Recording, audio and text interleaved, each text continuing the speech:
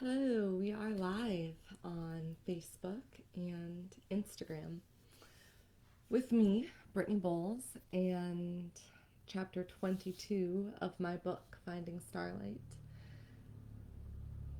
Finding Starlight is the story of my life as told through the lens of a past life regression session that really happened. And I've been sharing it one chapter, 1 week at a time, hoping to get discovered or published in that time. I interrupted that at chapter 20 when the pandemic began. And a couple of weeks ago, people reached out to me and said, please keep going. We want to hear how this ends. We want to hear the rest of your story. It's inspiring. Please tell us. And I decided to restart. And now here we are in the middle of another crisis, really an ongoing crisis. And so I've grappled with whether or not to share this chapter, whether or not to continue telling my story when there are so many stories of Black, Indigenous people of color that need to be told right now. And I decided that yes, I am going to finish telling my story because it is hopefully an inspiration and a testament to people everywhere to share their stories. And all of our stories have value in that we rise together. And so I will be sharing chapter 22 of my book tonight, but also I want to sort of side step and sideline and say, just sort of begin with another story that's not in this book. So, as we already know through the first chapters of this book, I was born in California. I lost both of my parents. I endured a lot of traumas. I always say I've gone through everything that a white girl in America can go through, and that's evidenced in my story. But the reason that I put it that way is because there are some traumas that, as a white girl, I will just never understand and I will never have to experience. And I want to acknowledge that, especially right now and especially today, and say, I understand that I am privileged, even as an orphan, even having been abused, even having been poor and homeless and at the mercy of the state and all of these things. Um, I'm still privileged. And so are we all that were born white in America, no matter how you play it. That being said, I have been extremely disenchanted with our system forever, for my whole life. The system has failed me. As a white girl, the system has failed me. It failed to remove me from my abusive homes. It failed to cure my mother of her addictions. It failed to convict the people that abused me in many different ways.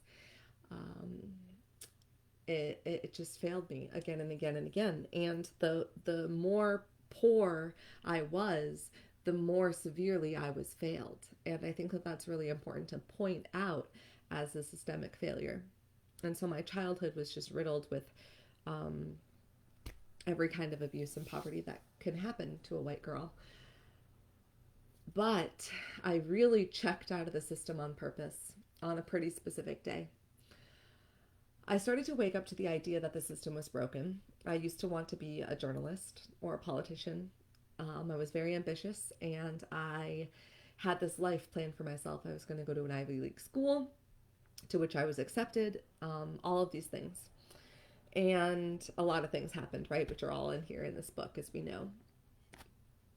After I took my life back again and started piecing it back together, after I quit my addiction, after I left Stephanie's house, after all this stuff happened, I started to rediscover myself by music festivals. I was going out to music festivals and I learned how to fire dance, and I was sort of part of what felt like this revolution, this internal revolution that was playing out among my peers in Minnesota.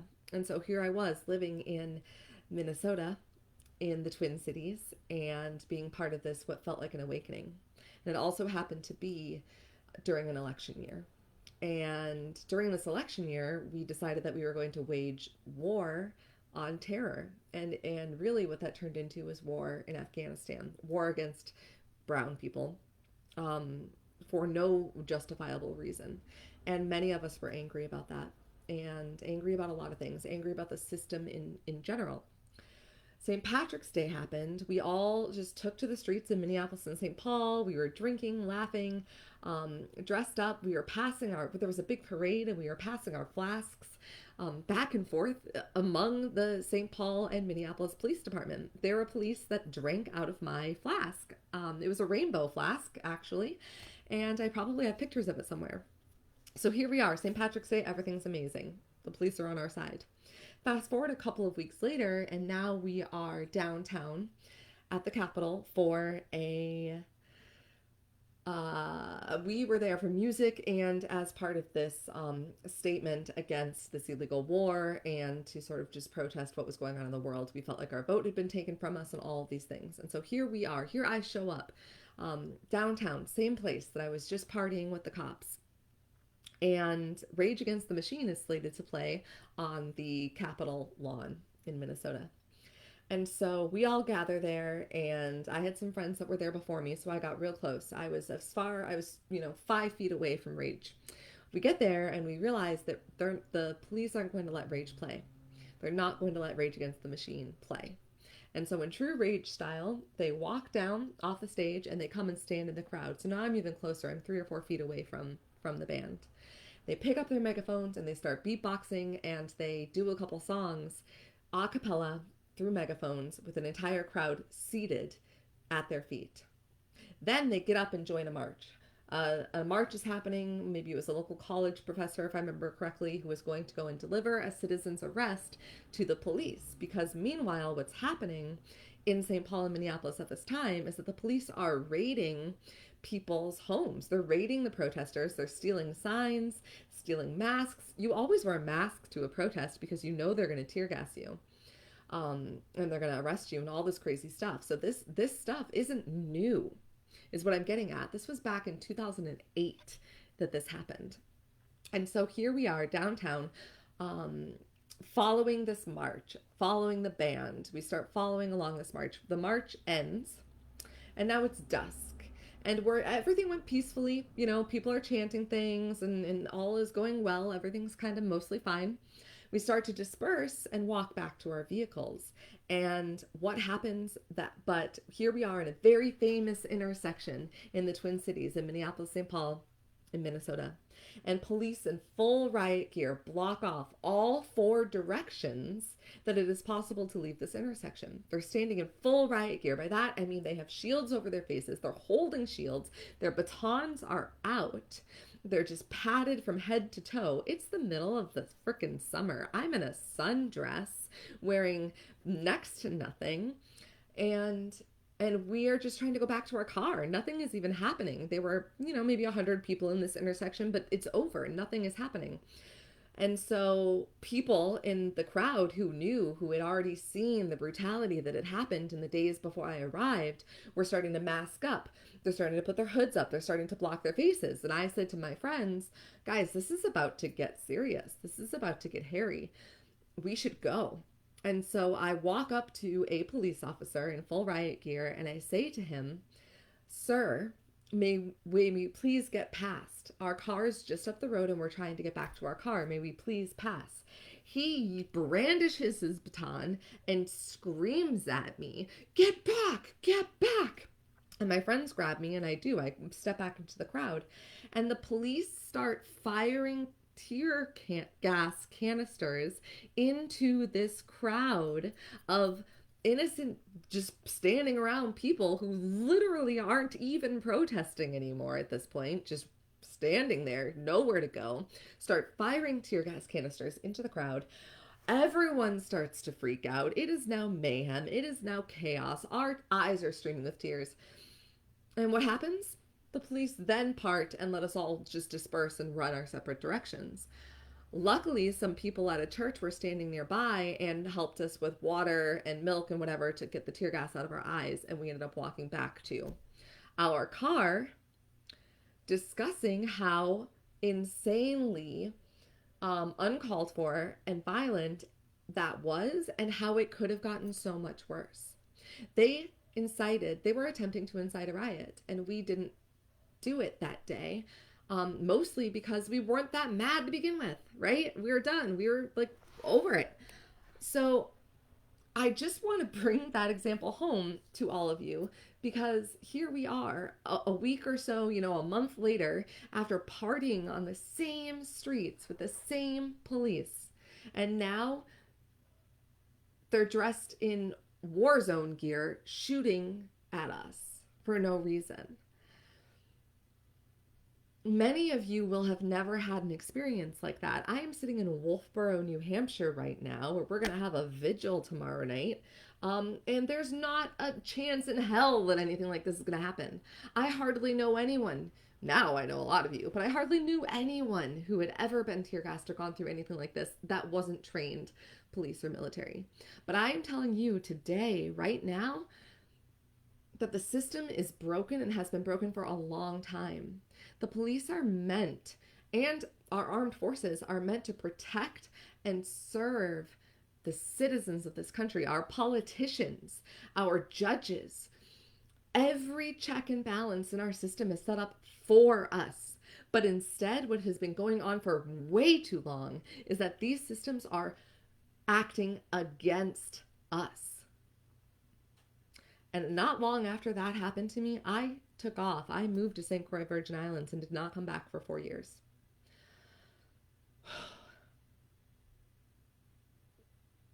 And it's still the same shit.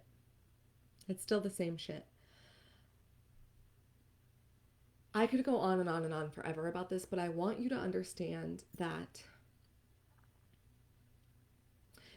everything that's happening right now is part of this awakening. We are waking up. Some of us have been trying to tell y'all all along that the system is super broken. It's violent. It's against us. I have written at length about the brutality that happens to our Black brothers and sisters out there by the police, and saying, guess what? This is terrible, terribly unconstitutional. It is not okay. And we're one step removed from that. As privileged as you want to be, as gun-toting and Trump-supporting and white as you want to be about stuff, this isn't your problem. Guess what? It starts with them, and it comes for us. So this awakening is about all of us. This dismantling of a very broken system that is run, frankly, by a corporate oligarchy, right? We know that lobbyists control the government, that banks control the government, not the people. So this militarized corporate oligarchy is coming for us all. Wake up, rise up, and have a bigger vision. It doesn't end with justice. It begins with justice. The vision is an awakening.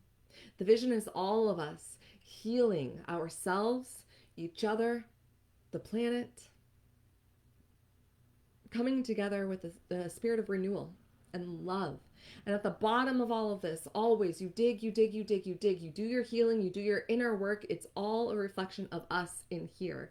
We have to start with our inner work. And then we realize that at the root of all of it is love. The root of us is love, not the system. The system is fucked, but in here is love. How do you get there? How do you heal?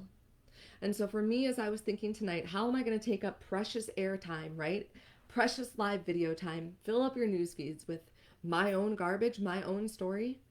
The final decision for me was made because I realized that this Finding Starlight, this massive piece of work that may or may not ever make it, I hope to God it does, this is a story of healing and inner work. This is the story of me going from poor, traumatized, abused, homeless, angry, hurt, broken, to awake and envisioning and light, and now doing that for others too. And goddess damn it all, if I can do it, you can do it. I know that you can do it. I know you can. You can be a shit garbage person, and you can still heal and become the light, because it's always inside of you. Always inside of you. So with that said, with that having been spoken by me, I will now share with you a chapter that thankfully, oh, what a relief when I realized what chapter we were on, is a chapter of light. And really in the most magical sense of the term, this might be one of my favorite chapters in the entire book. It's called Bioluminescence. Again, if you're just joining me, this wasn't supposed to be a whole big rant, but rather is the 22nd chapter of the story of my life, Finding Starlight, as told through the lens of a past life regression session that really happened here in New Hampshire. The chapter that we're on right now, Bioluminescence, takes place on the island of St. Croix.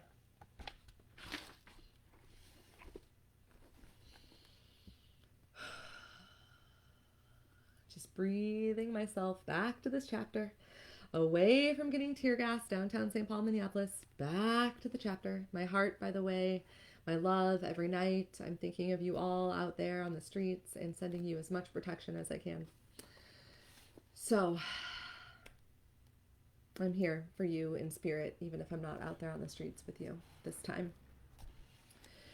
But here we are, St. Croix, U.S. Virgin Islands, chapter 22, Bioluminescence. Finding Starlight, unpublished so far, by me, Brittany Boles. I withdrew from the memory to find myself still on the cloud, floating over the sea with Katrina. The sun had set and the sky was a luscious navy color, twinkling with stars. Overhead, a full moon shone opposite the island. Beneath us, waves rode as liquid hills from the silky sea and crested in white foaming mist. We moved closer to see surfers floating where the waves emerged, and that my 20-something self was sitting atop a small, yellow surfboard. It was my wave, so I laid down and paddled, swiftly catching the peak of rising water.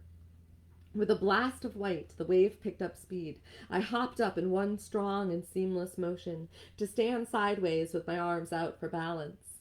I rode a perfect wave, just higher than my head, in the stunning moonlight, with absolute grace and joy. Only when the wave shrank back into the water did I lie back down and circle back to my friends, leisurely, with a blissful expression on my face. A romantic place, the Caribbean, Katrina remarked. The clouds shook suggestively, making the air shimmer with glowing innuendos. It certainly was, I blushed. I had some fantastic experiences. It seemed so easy to fall in love there, but love often ended as quickly as it began. In fast forward, the stars and moon spun across the sky until a pink sun rose, grew white hot and then orange, and began to set once more toward the sea. The cloud followed its path to a picturesque beach. Under a tree was a small group of people. One cocked his head to the side, grinned, and lifted a guitar he had slung around his shoulders. Waist-length brown hair tied loosely behind a red bandana, framed, almond-shaped, dark brown eyes, a short cropped beard, and thoughtful eyebrows. Barefoot, in cut-off shorts, he truly might be a pirate. "That's Adrian!" I exclaimed. "Oh, and Ty!" Adrian was seated on the sand next to a tall, tan young man with long, almost dreadlocked blonde hair and huge, round, blue eyes over a strong jaw and broad shoulders. Between the two of them I sat, legs crossed with my back tall and straight in the shade, watching the tide roll in and out. The first thing I learned about Ty was how much he loved kids, I narrated. We met volunteering at the local Boys and Girls Club. He was fresh to the island with shorter hair then than he has here. Of the two of us, he was the one wearing shoes. Later, I learned that he had trekked through India on his own before landing on island. He was, in every sense of the word, a light worker, though I don't know if he would explain himself that way. Have you ever been so humbled by the light of another person that it left you breathless? That's Ty. All enthusiasm and zest, all smiles, love, and joyfulness. Adrian, my poetic, piratey friend, was the moon to Ty's sun. Their friendship was an honor to witness and a joy to share. I had the best times with those two. I sighed to Katrina. We had amazing adventures.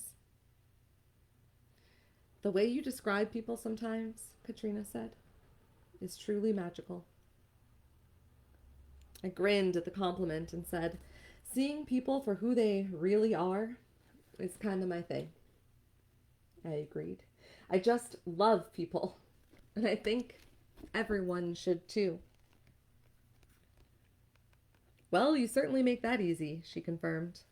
I smiled even bigger, pleased that she was enjoying hearing my memories as much as I was enjoying reliving them.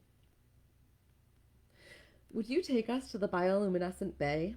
I asked, patting the cloud. The sky darkened with unnatural speed as we flew inland. When we arrived, I told Katrina that this was another one I'd like to live again. Her knowing smile was the last thing I saw before I closed my eyes and dropped in.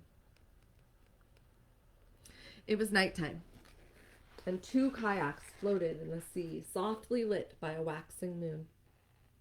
I rode with Ty while Adrian and another friend led the way. The moon was a small let's try again. The moon was a small, clear sliver in the sky, surrounded by thousands of tiny stars. We were in a warm cove, completely quiet, except for the gentle dipping of our oars and the small chatter of insects and night birds. The mangrove trees grew over the water, touching it with roots that lived not entirely on shore nor totally submerged. Their leaves were silhouetted against the deep blue, nearly black night sky.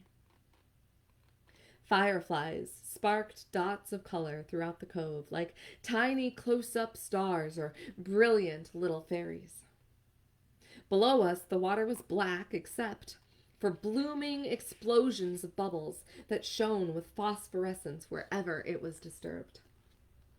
There, a big fish leaped, visible only by the shining neon blue water around it, and a temporary circle of light where it sank back down. I bent over the kayak and ran my fingers through the silky warm water, awed as my hands sparkled and dripped liquid light wherever I touched. I am so happy right now, I said to Ty, who was grinning and swirling his oar, making shapes of lighted color in the sea. Me too. Isn't this magical? He said. Soft shadows danced over his face as the kayak drifted beneath the mangroves. He explained that microorganisms and jellyfish in the water had a bioluminescent glow that was visible on particularly dark nights. Indeed, the entire cove where we now explored was a breeding ground for this type of bioluminescent life. You can jump in if you want, he said with a playful gleam in his eyes. Without ceremony, I did just that. The water was deliciously warm, and I was hypnotized by the light that followed me. I opened my eyes underwater and could see nothing but brilliant, blue, glowing light. I turned and floated on my back, laughing. You come in too, I shouted to Ty. I want to see what this looks like. With no ado whatsoever, he dove and swam to my side in one powerful, fluid movement. I couldn't stop smiling as I splashed handfuls of glowing water in his direction. Did I tell you the jellyfish in here hardly sting at all, so not to worry about them? Ty casually asked as I swirled and dove and splashed myself into a frenzy, overjoyed at the great, shiny, sparkly, bubbly scene I was creating. As luck and circumstance would have it, a tiny prickle, like a small electric current, buzzed my left shoulder. I abruptly stopped flailing to tread water, looking at Ty to gauge his seriousness. I think I just felt one, I said. It barely got me, though. It didn't really hurt. Does it get any worse than that? Not usually, Ty said as he took a lap around the kayak, trailing white-blue light behind him like a shooting star. I laughed at the absurdity of it all and changed to a lazy backstroke, making my way to the kayak. Ty had already lifted himself over its side and was digging around in his pack. "It looks like you're a glowing blue snow angel," he said. "Ah, how beautiful!" I exclaimed. Adrian floated into the cove toward us. Ty leaned an arm over the side and easily hoisted me back into the boat with hardly even a sway. Impressive, I thought. I can hardly keep from tipping these things over just sitting by myself. "Rum and blood, arr!" Adrian called, brandishing a gigantic bottle of red wine, which I already knew we had mixed with rum. Not the same as water. "Pirate grog," Ty responded, heartily drinking from the bottle. He handed it to me with gusto. "Arr!" I declared, taking an unladylike chug of the concoction. It tasted like spicy oak and burned my mouth down into my stomach, leaving warmth everywhere it touched. "Here, wash these down," Ty said, with a mischievous glint in his eyes. He handed us each a few small herbs, withered and soft brown like beechwood. Adrian winked devilishly and swallowed his whole. Ty thoughtfully chewed and took a long drink from the bottle. I filled my mouth with grog and then popped the herbs in, chewing them in the mouthful of liquid to mask their bitter, dusty flavor. We passed the bottle between us until it was finished, and then Adrian and his friend floated one way as Ty and I paddled into the dark, exploring our world through new eyes. With every glowing stroke of the paddle, we zoomed through the darkness as if we were on a comet in the sky. Soon the stars and the fireflies became indistinguishable from one another. "Do you see that?" Ty asked, his voice hoarse and distant as though it had been 100 years since he last spoke. "The stars are so close. There's light all around us. We are starlight." Indeed, we were. Now the light came not only from the movement in the water, but also from the tips of our fingers, middle of our chests, and up through the top of Ty's head. We were paralyzed with enchantment by the glow for an instant or an eternity, sitting in humbled silence. Internally, I was flooded with emotion, deeply in awe of the beauty of this night, the universe, and our souls shining. Then, a flicker of shadow crept at the side of my vision, and my heart answered with a lurching, sickening thump. I bent my head and grabbed at my stomach, closing my eyes. Ty instinctively reached over and held my head between his still glowing hands. He looked at each inch of my face and then down the expanse of my body, as though he could read the light he found there.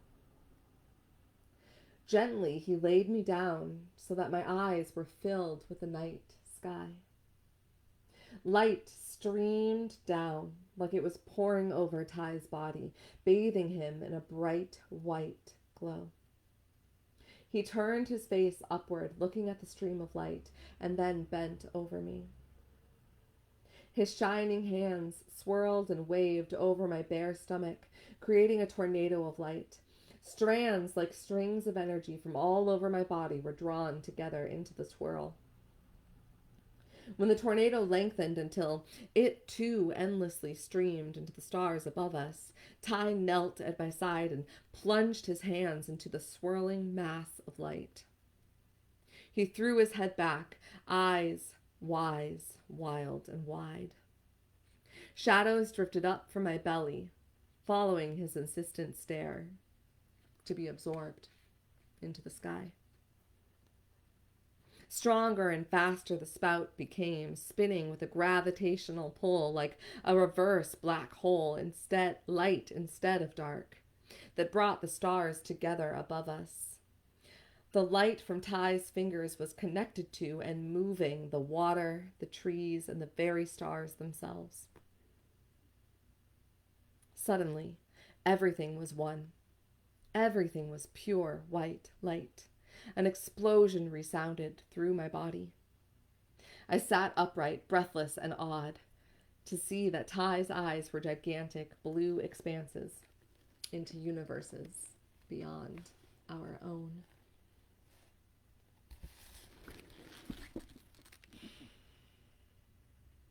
And that concludes chapter 22 of my book, Finding Starlight. We are still seeking publication for this work, still seeking a successful literary agent to represent it, or Reese Witherspoon and her Reese's Book Club to turn it into a movie for me. Thank you for following along. Prior chapters can be found on my website, brittanyboles.com, as well as a 20-chapter recap of those first 20 chapters. And I will be back next week, as I have committed to be, come what may, with chapter 23, Love Like a Spotlight. Until then, may you be safe. May you be peaceful in whatever way feels true to you. May you be well. And may you be joyful. Thank you.